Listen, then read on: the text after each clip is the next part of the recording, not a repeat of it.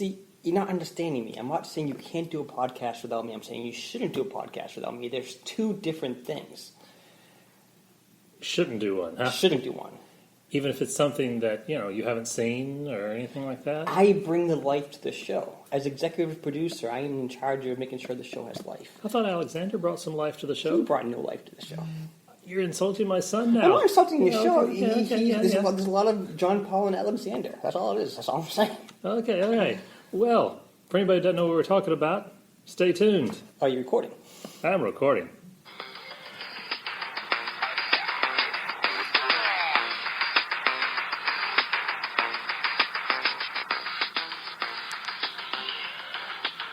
Well, welcome to the Old Titans, episode 30-something. I guess it depends on how you interpret our numbers here, as whether our last one was an official number or not. Was not.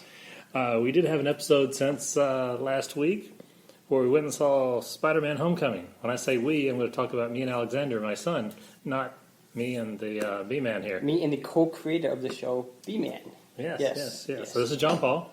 I am B-Man, the co-creator and executive producer of the Old Titans. And I would apologize for having done that, except you were invited. I was, but I have a 6-year-old myself who wanted to see the movie, and unfortunately... And you should definitely take her. All kidding aside, you definitely should take her. I'm definitely planning on it. Yeah. As the recap for anybody who hadn't watched or listened to the last episode, Spider-Man, good. Do I have issues with it? Yes. Listen to the last podcast and you'll find out my issues. I figured you would. But it's a great movie. It honestly is a great movie. And I'm glad. That day I went home, got a ton of text. Our Twitter feed, Old Titans, was passed out with messages up the yin for me. B-Man, are you okay? How's things going? They're worried about you, huh? They were worried about me. I understand that. I worry about you sometimes. Sandy from Springfield, Louisiana. Thank you. I'm doing great. I did not approve of their show, but it happens, right? We got Nancy and Frederick from Elm Street right here in our own backyard. Doing great. Don't go to sleep. Don't have any nightmares. Yeah, that too. Okay. Anyways, yes, I'm doing fine. I'm back. All right. And since you're back, let's get started with the B-Man question of the week. All right. So, we both love Star Wars, right? We know a lot of the characters and that kind of stuff. If Lucasfilm, Disney, whoever came to you and said, John Paul, I want you to create a one-shot movie of any Star Wars character, who do you pick? What is this movie? Who do I pick one of this movie? There's a lot of great characters. A lot of them. I'm not going to go through all the ones I thought about because there's a bunch. There's like, could do this, could do that. There's a lot. And I could not remember if you'd said one shot or it could be a series of movies. Go for it. No. But there were several I thought of that could be really cool one-shots, like whatever happened to Obi-Wan between, absolutely, those kind of things. That was up there for me, yeah. But the one I went with was the one that I think doesn't get enough love in the movies. He's gotten plenty in the comics and the books. He's our red leader, Wedge Antilles. I think Wedge could be a really cool movie. I think much better than Poe Dameron. Nothing against Poe, but they really didn't develop his character all that much in the movie and just set him up as this incredible pilot where you had a lot of development behind Wedge in the movies, in the background. You think he never got the screen time he should get. Okay. I think having a Wedge Antilles movie would be really cool. Would it be Wedge Antilles or Rogue Squadron in general? Probably Rogue Squadron with him as the main character. Okay. And then continuing basically what happened after Return of the Jedi. Fill in that gap between Return of the Jedi and Force Awakens. That's actually, John Paul, a great idea. Well, thank you. I have a few every so often you get one. I had two. I'll stop ahead. Okay. And I'm still to this moment debating. I kind of finished my debate. Well, see, I am curious right now whether any of them are the ones I thought about. So let's. This one you probably heard of this character actually. Mm-hmm. He's expanded universe of Star Wars. Never had screen time, but he's a big video game character. Okay. And you've heard of Darth Revan, I imagine? No. Never heard of Darth Revan. I think or if I have, I don't remember it. It's either back in the late 90s or early 2000. BioWare, EA, whatever it is, came out with this game, Star Wars, Knights of the Republic. Okay. And there was a story of these two bad guys, Malak and Darth Revan. And that's why I don't know, because that's the one. Yeah. That's where I stopped playing the Star Wars games. Not because of that game. That's one of the best ones. I stopped right before that. I stopped after the Dark Forces set of games. So you're playing as, you hear Revan dies, Malak's, beating the junk out of, I guess, the Republic, wherever they were at the time. And you're playing this one character helping find this Jedi and all this cool stuff happening. Then you find out the one character you're playing is actually Revan the entire time. He just lost his memory. And there's a really cool twist. It was really awesome. That was my runner-up. So that's your runner-up. Okay. Runner-up. Yeah, that one was not on my list. Sounds cool, but it was not on my list. My favorite character, and people always diss me on this, and I think I told you before, I love Jabba the Hutt. I would love to see a Jabba the Hutt, bounty hunter, mafia type. Like the coming of age type thing for Jabba the Hutt. I don't mean that's from a kid. I just mean him gaining power, or after he's in power, just as a Godfather. Him figure. becoming the Godfather essentially, and then doing it that way. How he became to where he is. Now, which one would you go with? Would you go with the giant slug or the big man in furs? I would go with the giant slug. Okay. I know the big man in furs. They pretty much know that as well. Yes, I do. But I would just love to see it. Kingpin type Jabba story, a Star Wars gangster story. Cool. That could be cool if it was done right. He could not be the one on the screen all the time, unlike a Han Solo or a Wedge or anything. He would always be behind the scenes. I mean, he could have screen time, but sending people out. It really would be a mobster story. It would be. I mean, there'd be the bounty hunter boss, Boba Fett, IG-88. I think he is. Yeah. One of those guys. There'd be a lot of those guys involved. Greedo. Yeah. It depends on the setting, but Greedo. Possibly even a Han Solo appearance. You could. Hey, if you want to have just a really minor one, depending on what they're doing with the Han Solo movie, you could have this young, up and coming, he has a decent name, smuggler. They need to go make a run for them. You get to see Han hired for the mission that got him in trouble. And that's it. Maybe later in the movie you hear, that guy's not working out. We're going to have to put out a bounty on him.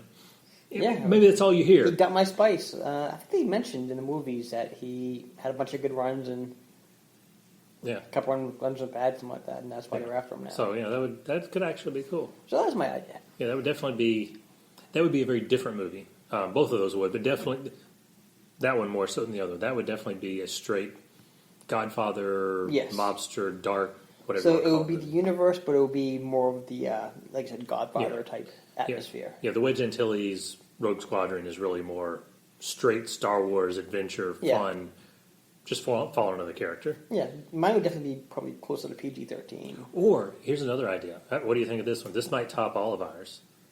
Porkin, The Undiscovered Years.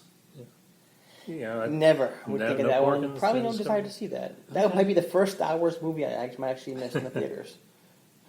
Alrighty. So, with that being said, we'll move on to the news.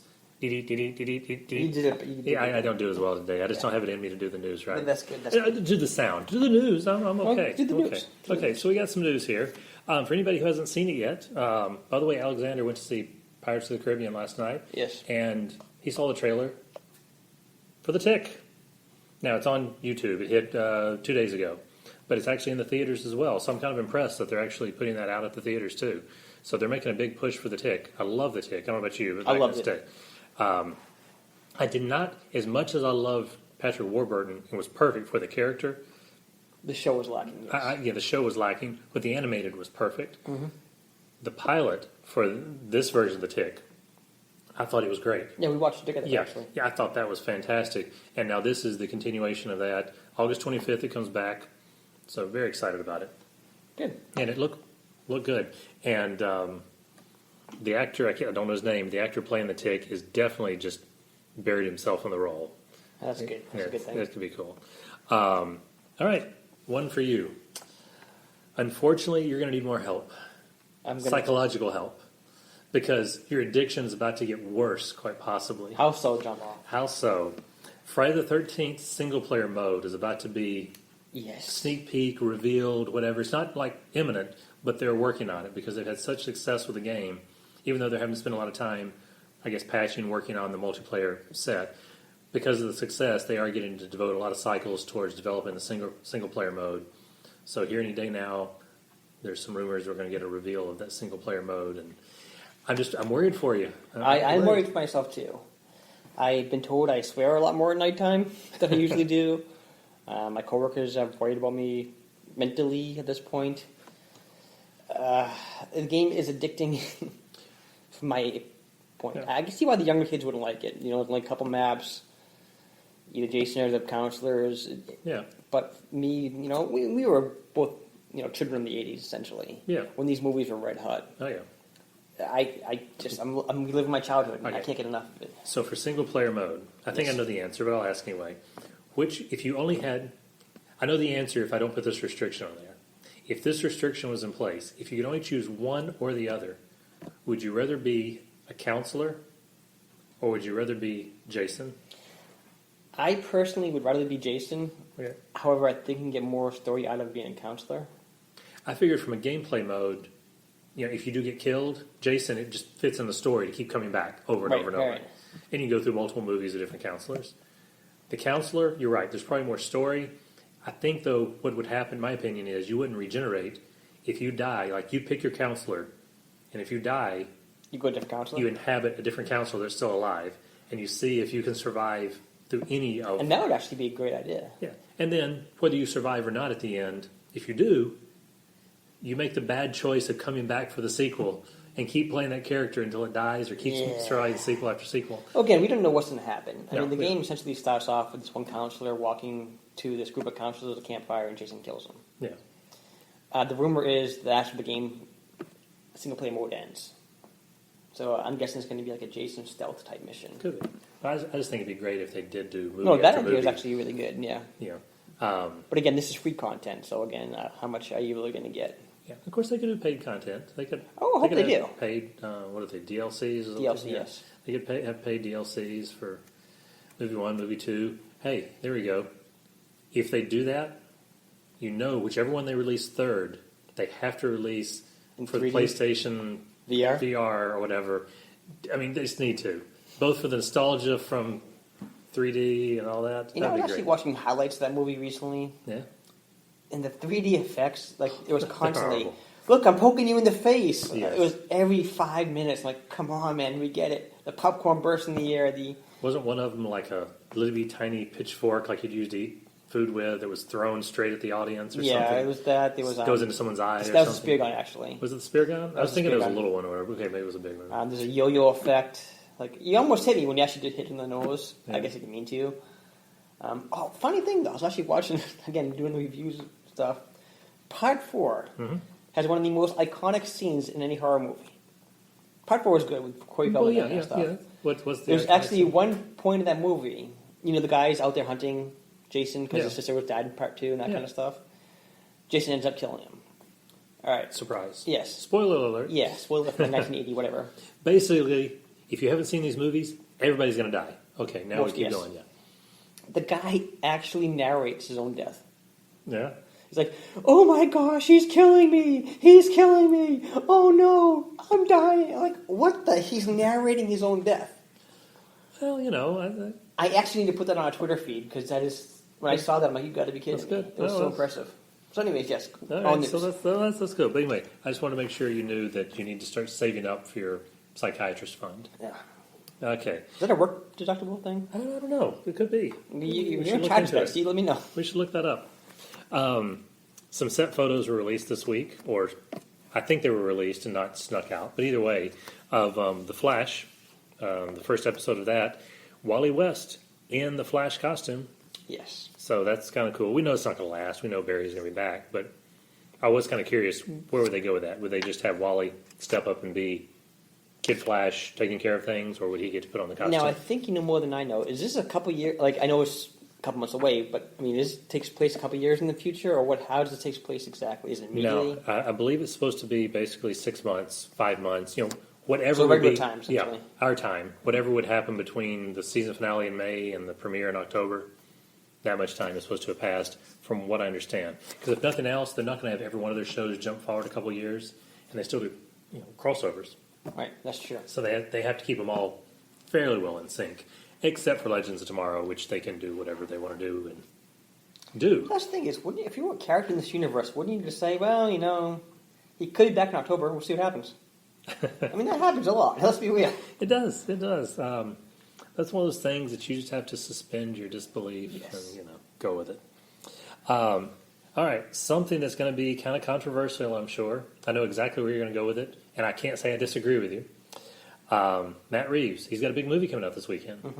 He directed the last Planet of the Apes movie. Yes. And this weekend, in fact, 2 days ago, was the big premiere night for War of the Planet of the Apes. This one he's writing and directing. He likes to write and direct stuff he does. Yes. Back in January, of course, Ben Affleck said he just had to step away from the directing duties. It was too much for Batman. And we kind of hinted at the time that could be it for Affleck. Yeah. Yes. Matt Reeves was chosen, I want to say February. It might have been March, but February, March. Okay. He was chosen. Hey, it's a Planet of the Apes movie. The last one was good. This one looks like it's going to be really good. I have no problem with Matt Reeves being chosen for this. He's talked about doing a film noir thing with it and all the rest. Well, a couple days ago, he was at one of his press junkets, pitching War of the Planet of the Apes. And, of course, people are going to ask him about Batman. I mean, Yeah. I would if I was in front of him. Planet of the Apes, we can see right now. Forget about that. Batman. He officially let it be known he is throwing out the Ben Affleck and Jeff Johns written script. Not having read it, I can't swear that's a good idea or a bad idea. Could be either one. Being Jeff Johns, I wouldn't really throw anything as out. That would be my first thought. Right. But still, that's being done. He's going to be writing an original script. If they were keeping the other script, I had no problem putting money down on the table saying, my odds are on Ben Affleck stays with it and plays Batman again, and Yes. everything's the same. With the script being thrown out, I don't think it'd be an ego thing. I just think that opens the door to a separation. It opens the door to they want different things, essentially. Yeah. So we'll see what happens. Part of it might come down to how well Justice League does. Mm-hmm. If Justice League does ridiculously well, we know it's going to do well at the box office. I mean, there's going to be a certain amount of dollars that no matter what, it's going to do well. If it does that extreme ridiculous well, 90 plus, rating on Rotten Tomatoes, critics love it. Basically, kind of like Wonder Woman's doing that kind of effect. He will have more incentive to stick with it because they will want to keep spending money on him, and it'll be hard. Kind of like James Bond. Daniel Craig is coming back, even though he said he wanted to have nothing to do with it again.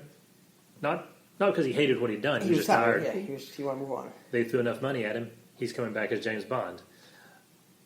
If Justice League does that well, Ben Affleck will stick at least one more movie. Now, perhaps you know more than I know. Whedon took over. We both know that one. Yeah. I heard he's doing reshoots.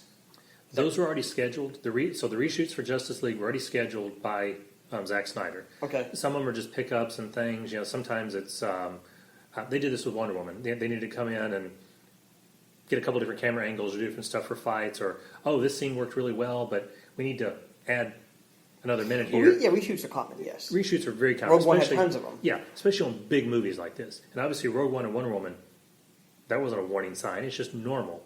It's just people get worried if they've had a couple of bad movies and then they hear about reshoots on another one. Right. That's where they get worried. On this one, Zack Snyder had already planned all these reshoots. They'd already scheduled all of them, put in everybody's schedules and the locations, and then he left. So Joss Whedon is now taking over. He's going to be responsible for those reshoots. He's still reshooting the same material. Doesn't mean he won't make some changes and like, no. Put the emphasis on the word "the," not the word "and." He might, do some of that kind of stuff. But overall, it's still, for better or worse, it's probably still going to be Zack Snyder's movie. I think the only big influence Joss Whedon's going to have, and I hope I'm wrong actually, I'm hoping Joss Whedon has even more influence, but I think the only thing he's going to have is the score. Because Junkie XL is out, and what's his name? Batman music, Batman animated series. You tell me. I'm blanking on his name, and it'll come to me in a minute. Okay. But the iconic, the music that you hear in Batman the Animated Series and the original Michael Keaton movie, all that composer is doing the music for Justice League. And somebody took the Batman music, recut the Justice League trailer just to put the new soundtrack in instead of the Junkie XL one. It was better. Just having that soundtrack, it came out better. So I think that's where Joss Whedon is going to have his touches. Okay. Is those things you don't notice right off, but they make a big impact. So, and the last news item, which is going to take us, I think, into our main topic for the day. In the last year, comic book sales grew. Oh, hold on a second. Okay, No, one more news item. One more news item? Sunday. So what happened Sunday, John Paul? We talked about this walking. I'll go to church. You will, yes. I think we're going to make ribs. Game of Thrones. Oh, Game of Thrones. Okay, where people break people's ribs instead. Game of Thrones starts Sunday, yes, John Paul. And they blow up churches. They do blow up churches in Game of Thrones, yes. Yes. That has happened. Yeah. A lot of things happen in that show. Yeah. A lot of bad things. Yeah, I'm excited, but limited excitement since I won't be watching it until the season ends, which is only, 6 or 8 episodes in? It's a very short one. Yeah, I think it's 7 or 8. I think. I don't know. It's short. Yes. When the last episode is coming on, I'll get HBO and I'll watch them all together, and Okay. then we'll see. I will make sure to ruin it for you. Oh, yeah, that's fine. That's Yes. fine. 2 years ago, I wish I hadn't watched the series. Last season, it was one of the best things on TV. So I'm curious which way this one's going to go, Yeah. because it was really good. So, anyways, next, main topic. So that was our news that I forgot, huh? Yes. Okay, yeah, that's good. That is this Sunday. Yes. That would be the 16th. I don't know the date. Yeah. No, you don't know the date. You bring up the news story. You don't know the The date. 16th. Yes, that sounds right. Okay. What time of night? 9 o'clock usually. Okay. 9:00. I want to be complete here. I'm guessing an hour and a half long, maybe give or take. Something like that. Alrighty. So, as I was starting to say a moment ago with the news story, comic sales this past year have risen 6%. That's good. The total sales over the past year, $1.085 billion, that's billion with a B, dollars in comic book sales in North America alone. That's surprising. I didn't realize it was that high. And this is everybody included, Marvel, DC, Image, you name it. Obviously, Marvel and DC are going to be the bulk of it, but sounds great until you dig into the stats. And then you find out that the entire growth was in the trade paperback collections in regular bookstores like Barnes & Noble. Not that there's many bookstores around, but those types of places. That's where you had 100% of your growth. The regular comics industry, Marvel was way down, and the only thing that kept the whole comics industry as a whole level was DC's Rebirth event doing so well for the year. No matter how good it is, no matter how much longer it goes, that cannot sustain the entire industry by itself forever. Right. So my question for our main topic, what is the future of comic books? Not comic characters, they're always going to be there, but the actual, what we thought of, what started really our friendship and everything else. What is the future of comic books? Unfortunately, I don't think it's good. I really don't. I mean, who's reading them these days? When I was a kid, it was kids, it was adults, it was everybody. Now it does seem like it's people our age. The last few times I went to a comic book shop, I don't see many 13, 14-year-old kids in there. I see people late 20s, early 30s. Yep. Some Except 40 for older. Free Comic Book Day. Oh, And yeah. But for those little events. But yeah, you're right. Outside of that, For the most part, it's dying. The industry itself is dying. Even myself, in what we thought of as the industry, yes. right? But even myself, you're the DC guy, the Marvel guy, whatever. Jokes aside, I stopped reading them. Just the fact that Marvel was such a mess these last few years. Oh, this isn't working. Let's put this out. Oh, we need a new storyline. Let's just kill this character off. There was no creative thinking anymore. Yeah. There was no more storytelling. It was just shock value, shock value, shock value. Or this character, all these legendary heroes we had for all these years, let's wipe them out and put new guys in their uniform. It's just stupidest things.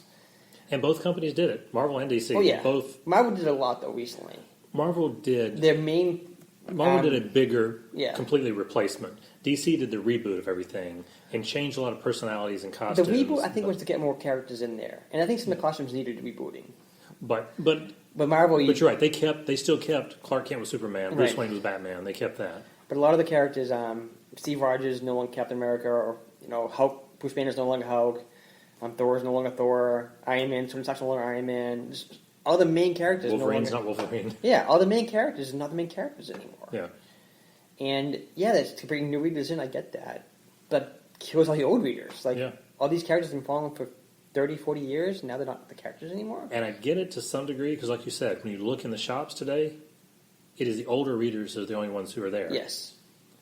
So it is walking a fine line because you don't want to alienate the older readers. Right. Because you need that income. Right. But you can't rely on that forever. At some point, those older readers are going to stop. Right. Either because they just stop or because, well, They die off. they physically stop. Yes. One of the two. Stop Yes. buying or their body stops. One of the two. They are not going to be around forever. If you're not replenishing, you're in trouble. And if all your storylines are geared towards the legacy, the history, I can understand that. However, at least for me, again, one of the reasons I love DC so much is because history has always been such a big deal for that company. From the different Earths, you had the World War II versions, you had the modern versions, you had as they bought different companies, the whole Shazam family and so on. You had all of that, and they found a way to pull it all together and create a rich history. And no matter when you dropped in, you felt like you weren't starting from scratch, which I think the publishers feel like that's a bad thing. Like a new reader's overwhelmed by not starting from scratch. But me as a reader, I feel comfortable as long as I can have a story that I'm starting from scratch on. I love that those characters have a rich history that I can explore. If I find characters I like, I'm not limited to just that one book each month. I can go back and explore their entire history and learn about lots of stuff. There's a lot of development. I see that history as a benefit, not an anchor. But I think most of the publishers see it as an anchor, and they want to wipe that out and start with brand new characters that they can get those new readers in. Right. Right or wrong, I don't know who's right, but even still, okay, say the last 10 years, and you probably know this answer better than I know it. Uh-huh. How many reboots have both companies had? Well, and Marvel hadn't had officially a reboot, but they've had reboots. Let's be real. They did have one reboot. I mean, they did their whole Secret Wars, the new Secret Wars thing, which did reboot things, wiped out their whole multiverse, and merged everything into one Earth. And while they didn't completely reboot individual characters, they rebooted their universe, right? And changed some stuff they wanted to change. Even so, they had the Marvel now. They had all this other stuff. It's hard to count. You're right. It's hard to count their relaunches. Maybe that's a better way to put it. Relaunches instead of reboot. Because Marvel's gotten to the point where almost every year a bunch of books will start over at number one because they know number ones sell bigger, right. And they just continually relaunch, change up the teams if it's a team book, whatever, just to keep the sales dollars there without really worrying about developing the story.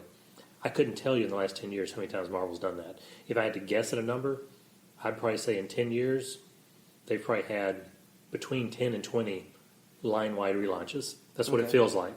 Okay. It might not be that many. That's what it feels like. Okay. DC in the past 10 years has had probably 2 line-wide.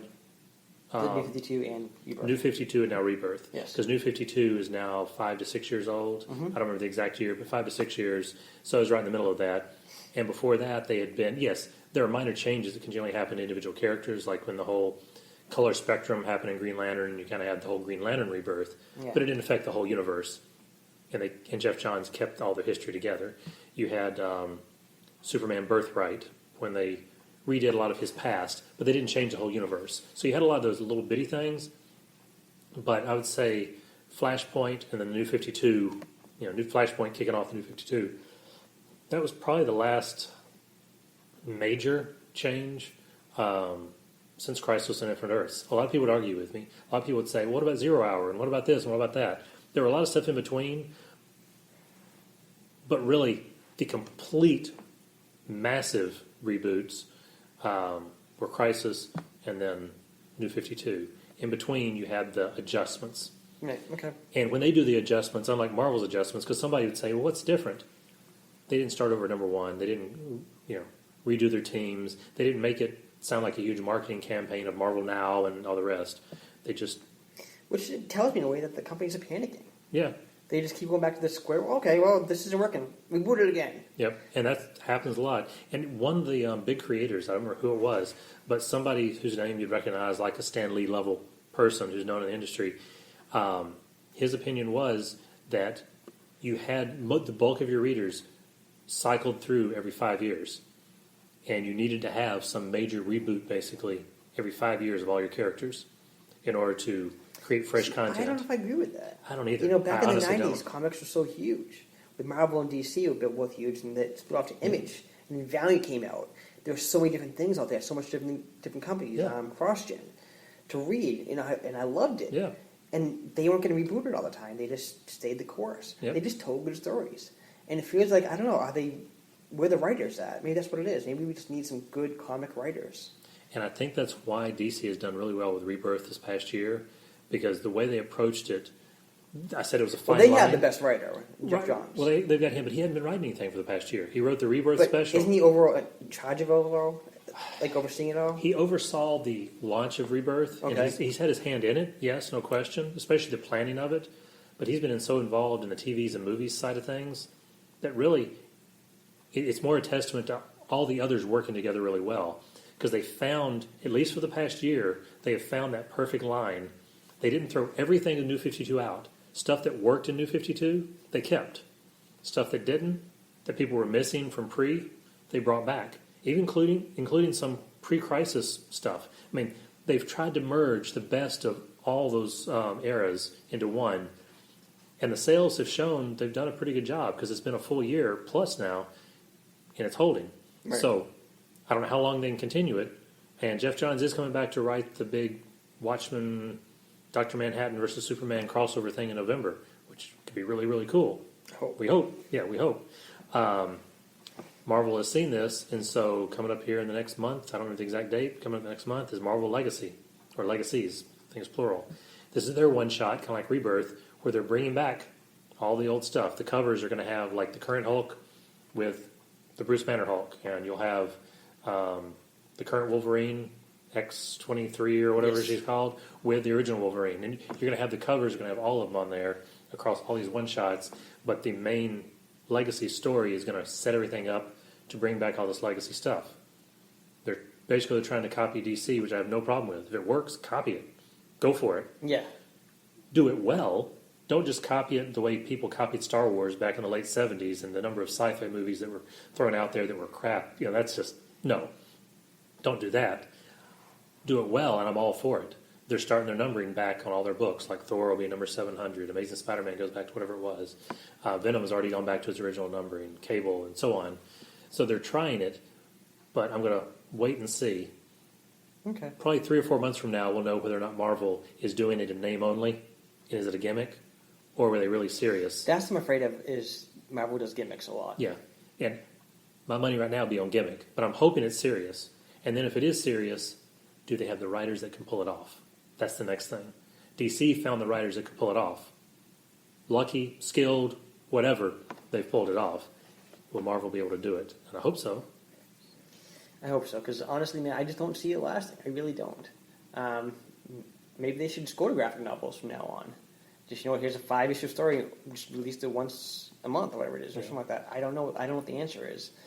But I don't know. It's not the same. And of course, there's a question. Will there be a point at which the comics just completely cease to exist because the live action or animated, either one, but right now more live action, is so dominant, it doesn't matter anymore. Well, sooner or later that's going to die down. Because everybody's always said the comics have to be there to feed the live action stuff.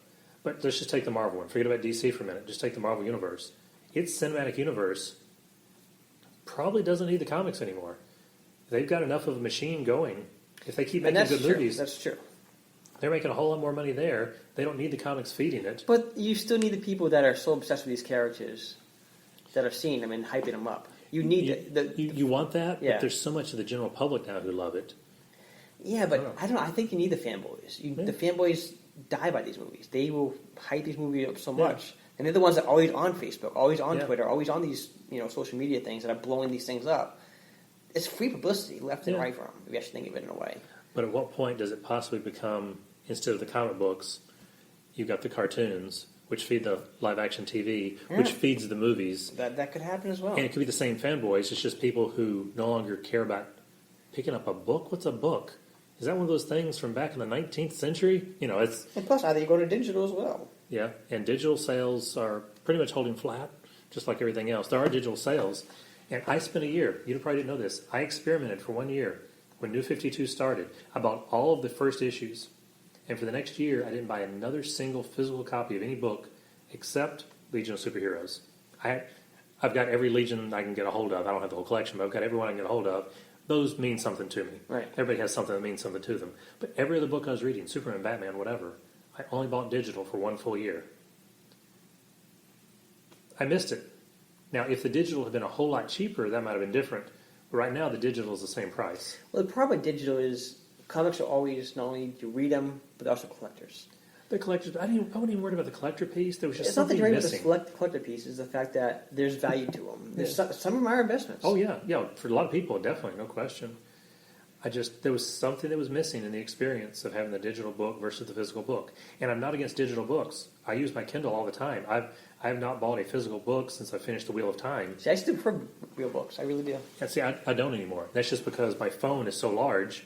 I've got one of the extra large screens. It's the same size as a paperback, pretty much.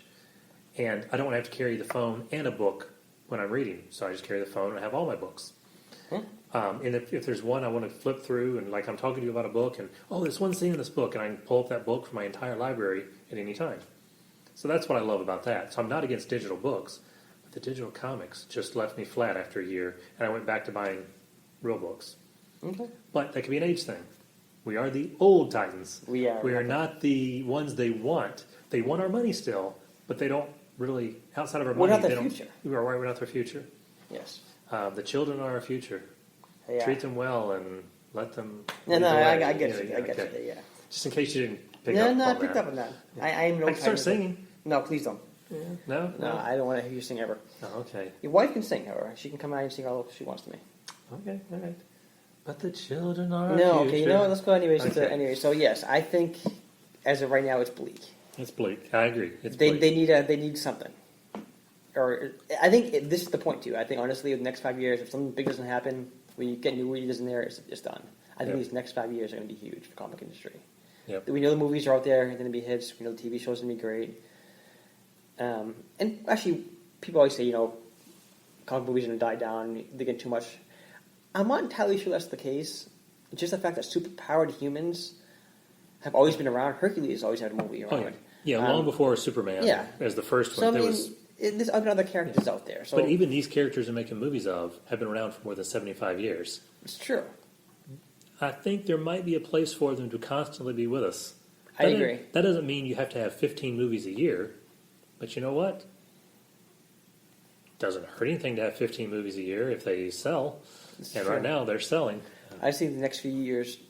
I don't think you have 10 more years in comics unless something big happens where even one company just says, you know what, has this amazing idea. Because all you need is one company. One of the two big companies have something really, really big Yeah. that gets people back into the comic book shop. Says, oh, I'm looking forward to this. Oh, wait, like say DC doesn't something big. Yeah.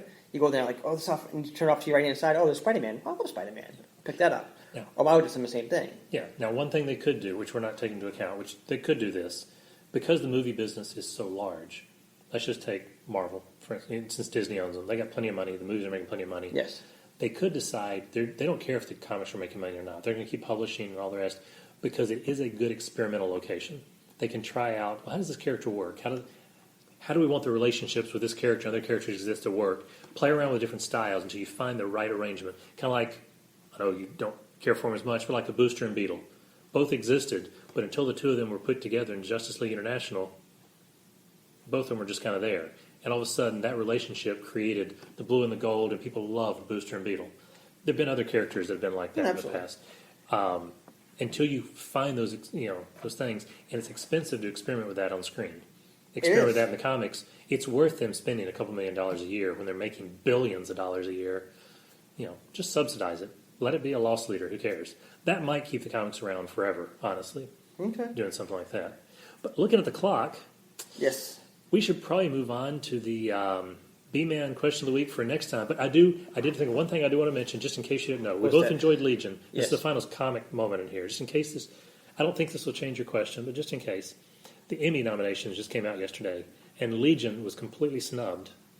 I heard that actually. Yes, and that it was an shocked me. incredible show with a creator who's very well respected, Noah Hawley. Fargo got multiple nominations, but Legion was completely snubbed. I'm not surprised. It's comic book based, comic book movies. So I just want to throw that out there I'm not as shocked at a all. final news piece. But okay, so B-Man question of the week. All right, Game of Thrones coming out Sunday. We talked about that already. 2 seasons left of Game of Thrones, or 1 season split up, Split up, whatever. It's a 2-part question. Okay, They're making prequels of Game of Thrones, supposedly. supposedly. Number one, first part of the question is, do you think they should? And number 2 is, if they should, or if you think they should, what storyline would you go with?